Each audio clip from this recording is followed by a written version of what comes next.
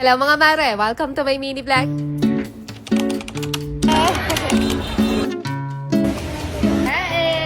Magandang araw mga mare! Kamusta naman ba kayo? For today's vlog, wala muna tayong bahay serye at maggagala muna kaming magana. Kaya samahan nyo na lang muna kami maglaboy ngayon. Pag umaalis kami, etong sunscreen ni You Glow Babe lang yung nilalagay ko sa mukha. Lakas kasi niyan maka-fresh at maka-glow. Then naglalagay lang din ako ng powder. Then nagmamaskara lang din ako mga mare at yan na lang din yung nilagay ko sa kilay dahil hindi ba nga dumadating yung in-order kong pang kilay. At syempre, lastly, naglalagay lang din ako ng lipstick at ito na nga ang ating final look. Oh, fuck! Ang ganda!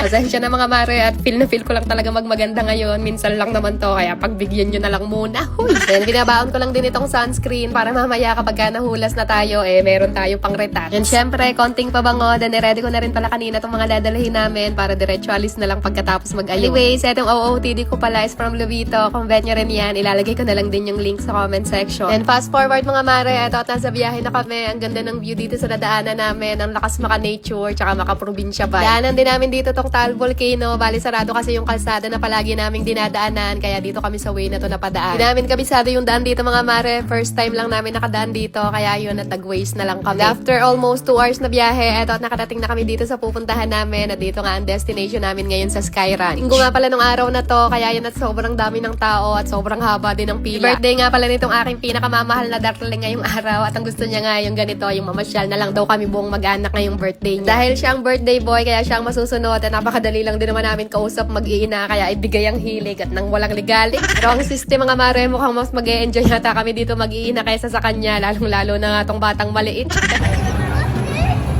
Mars! Hey!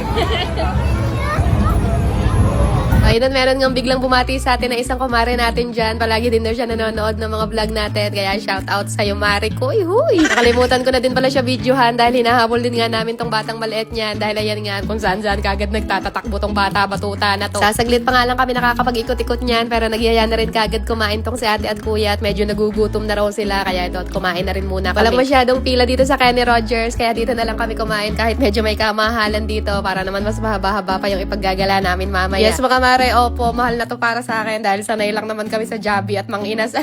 Kaya na chicken yung in-order ni ate at kuya, tapos spirits yata yung tong dito sa asawa ko at ito naman yung sa akin, yung parang steak daw nila yan dito. Medyo na-excite nga ako dito mga mare dahil alam nyo naman na i-chika ko to sa inyo nung nakaraan kong vlog kung napanood nyo yon nung nagluto ako ng steakan pero parang pork chop lang yung kinalabasan. So, bali ngayon yung first time na nakatry ako ng ganitong steak. Masarap naman siya pero para sa akin, comment ko lang naman to, hindi siya yung parang siguro tipong babalik-balikan ko. Dahil na rin siguro hindi naman kasi talaga pang mayaman yung taste natin mga mare dahil feeling rich lang naman kasi talaga tayo. Ayan, pagkatapos namin kumain, bumili lang din kami nitong ice cream pang dessert dun sa may food stall na nadaanan namin. Ice cream siya mga mare, tapos meron na rin siya kasamang churros. Ang sarap niyan, kaya try nyo rin yan kapag nagawi din kayo dito. After naman namin mag-dessert, ayan, at dumiretso na rin kami dito sa may Cartonville. Ito lang din kasi yung isa sa mga attraction dito na pwede dito sa Batang Maliit, kaya dito na lang din kami pumunta lahat. May playground to mga mare na puro inflatable lahat. Grabe, hilong-hilo talaga ako dyan dahil panay nga ang yug-yug ng mga bata. Sabi ko nga dito sa Batang Maliit, bantay yung maigi tong papa niya at baka kakuawayin ng ibang mga bata. Sabay, tingnan nyo naman kasi ang loko mga mare at talagang hindi rin magpatalo ng kalikutan sa mga bata. Sakit sa